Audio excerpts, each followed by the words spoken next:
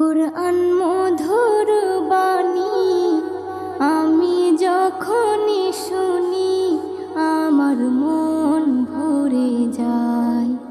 কুরআন মধুর বাণী আমি যখনই শুনি আমার মন ভরে যায়।